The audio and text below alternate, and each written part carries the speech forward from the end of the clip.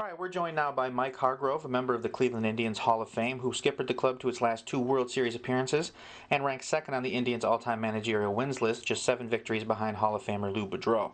Hargrove also had a successful playing career, winning the American League Rookie of the Year award in 1974, was named an All-Star in '75, and finished with a lifetime batting average of .290. Hargrove has also spent time in the front office and broadcast booth, and thankfully had a few minutes to share with us this afternoon. Mike, how are you today? Good, Lane. You? Not too bad. Thanks for joining us. I appreciate it. My pleasure.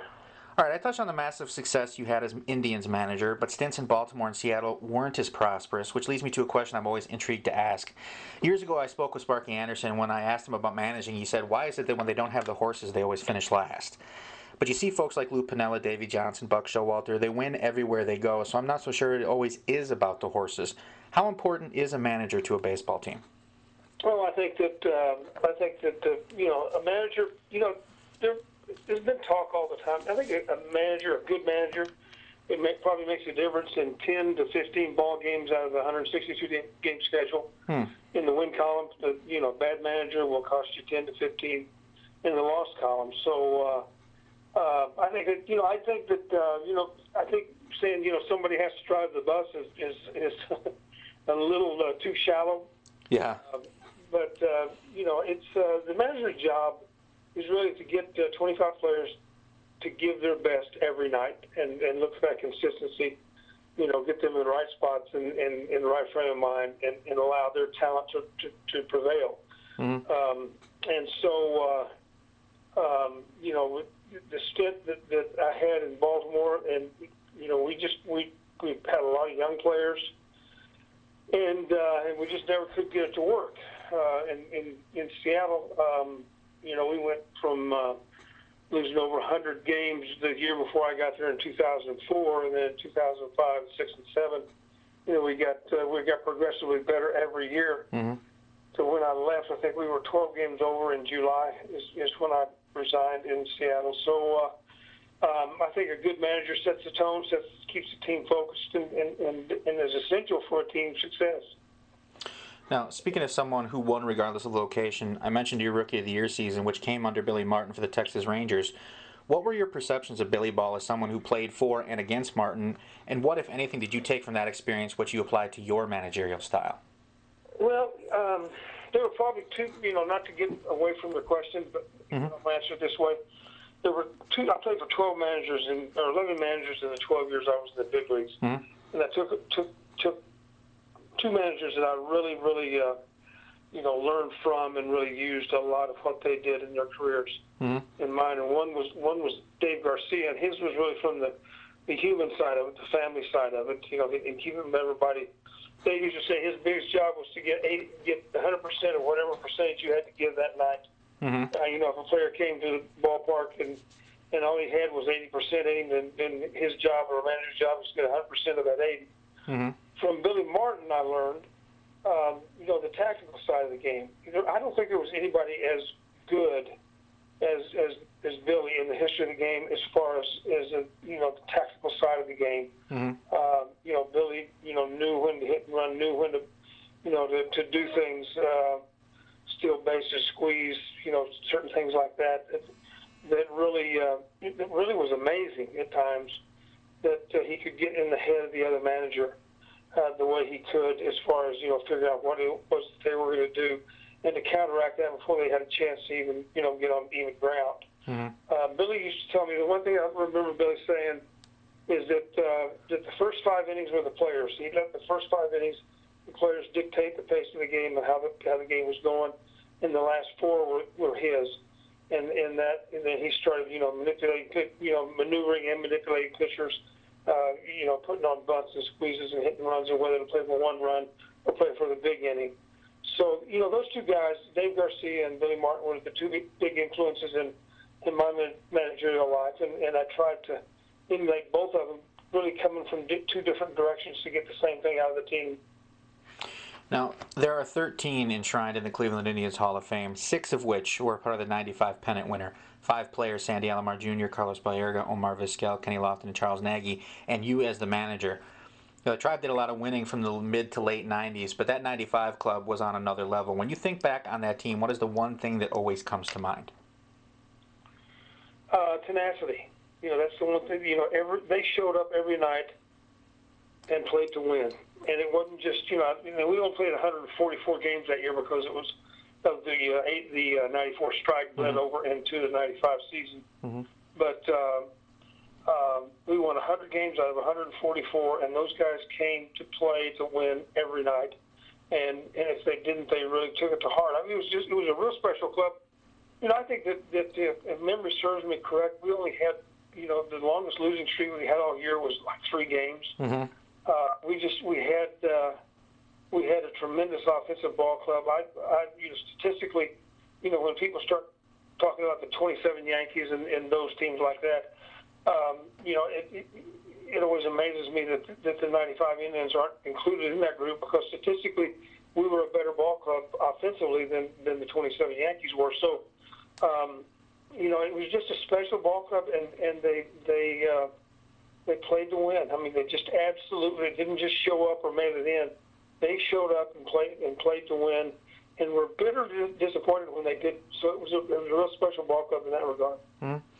Now, I can honestly say that Albert Belle was the single most terrifying hitter I've ever seen.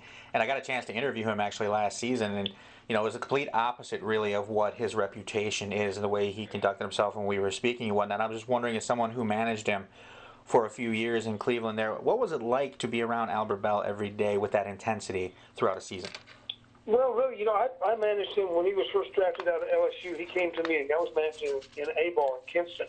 Mm-hmm. And he came to me that year, so I was really with Albert the entire time. He was with the Indians organization from the, minor leagues all the way through the big leagues. Mm-hmm. And 2 entirely different personalities from his early years and to his later years. Mm-hmm. He did a lot of growing up as he went along, and I agree with you. Probably the most well-prepared, fearsome hitter that I ever saw at the plate.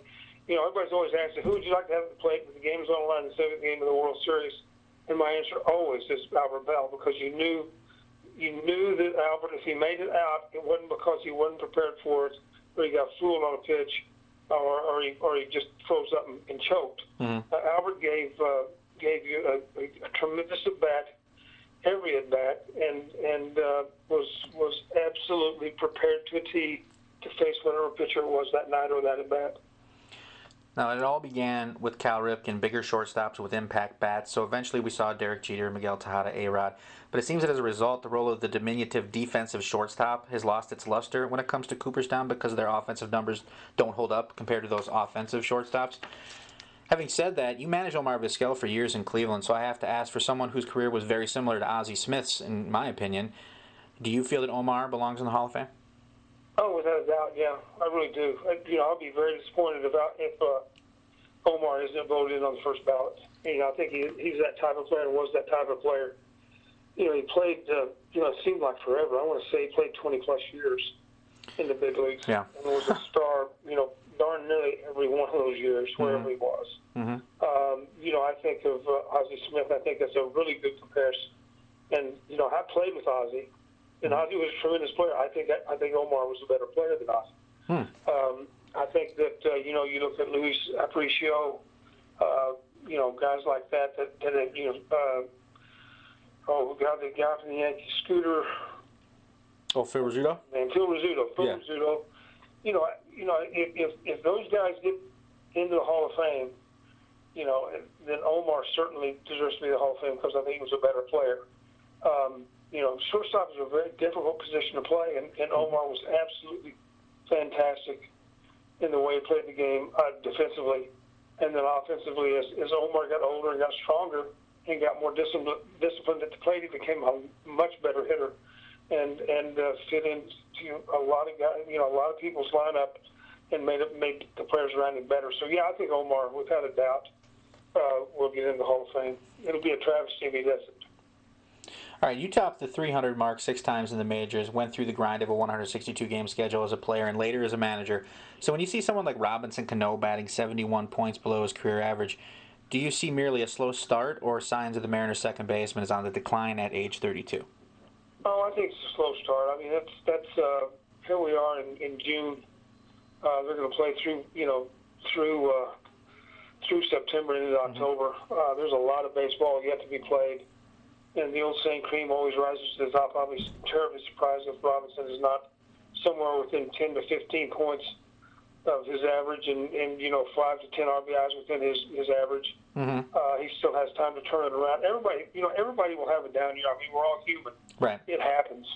It just happens. And I think that given Robinson's track record, I have every confidence that he will turn out to be the hitter that he always has been. Mm. So yeah, I don't think it's any lack of anything of getting older and losing a step or losing a little bit of bat speed. I think it's just the fact that he's just gone through a prolonged time now. Especially prolonged for him, to where he hasn't hit and performed the way he's capable of. But as I said, cream always rises to the top. The Indians are currently in 4th place in a tough AL Central led by the defending league champion Royals. Does Cleveland have enough to make a run to get to October here still this season? Yeah, I think they do. Whether they do or not, it remains to be seen. But I think they have enough to do that. There are weird things that have happened in baseball. I think we take the '95 Mariners and how they took the Yankees and beat them in a playoff. Mm-hmm. At the end of the year, the Angels, they beat them. They made the big runs. I think it was the Angels. Yeah, it was the Angels in the regular season. Yeah. Yeah, Angels. Yeah. So and then beat the Yankees in the divisional series the same year. I think that they have enough in them. Whether they do it or not remains to be seen. But if they're going to do that, within this month, they really need to make a run at it and start closing ground at least to where they get into August. They're within 5, 6, 7 games of the league. I think they do that, and if they get hot, then good things will happen. Now here in Minnesota, baseball fans have been thrilled with the surprising success the Twins have had to this point. I mean, we're almost halfway home, and they're still in 2nd place. Uber prospect Byron Buxton just got called up, and Irvin Santana is set to return to the club for the second half of the season. As someone who's was watching this first half of the season, do you feel the Twins are for real? Yeah, I do. I really do. I think Paul's doing a great job. Malter's doing a great job. His first year as a manager there. Minnesota has always been fundamentally sound as a ball club, from Tom Kelly through Gardenhire. They've always been. That's been one of their strengths. Is the fundamentally sound people they have, and I think their minor league people, the officer scouts, do a tremendous job. Getting players and getting the right players and getting them ready. I think they are for real. Now, whether they'll settle out, I don't know. You look at the Astros, and I would have thought by now the Astros would have started settling out a little bit, but they continue to play well. I don't see the Twins, reverting back to what they've been the last 2 or 3 years. I think they've got better talent than that, and I think again that Paul Molitor does a great job as a manager, and so I think they're for real. I know the Indians, think they're for real. All right.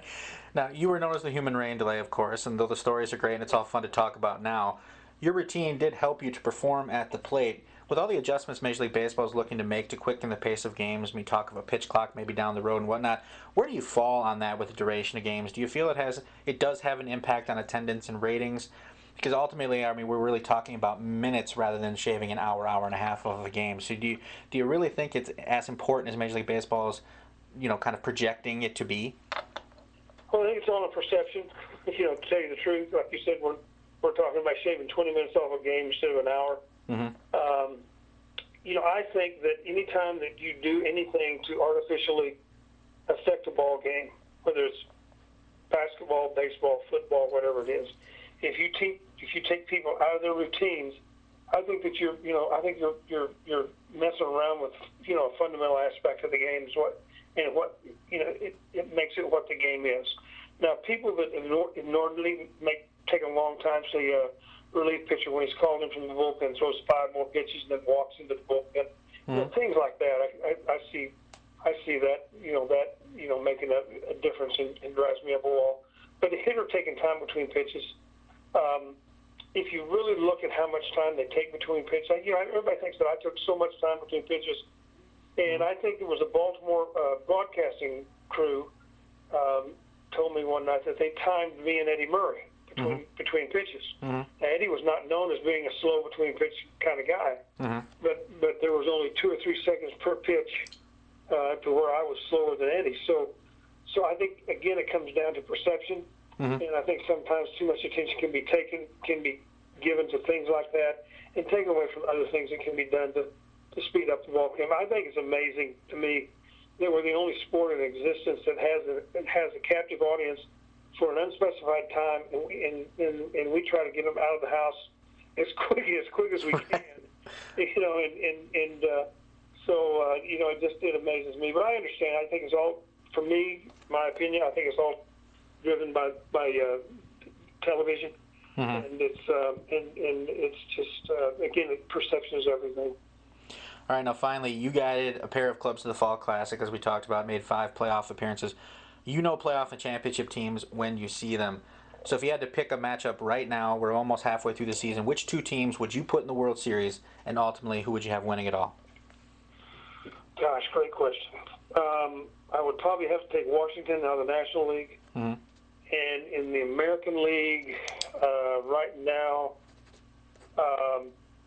I think it's up in the air. I really do. I think the Royals are playing awfully well, so I'll go with them because they've been there before. They've got a young ball club. They're enthusiastic and they play the game and they play it hard. So I would say the Royals and Washington in the series, and whoever wins it is a toss-up. Flip a coin. I could take that. All right, well, Mike Hargrove, I really appreciate it taking a few minutes to talk with us today. Thank you. You bet, man. You do good. All right, you take care. Okay, bye-bye.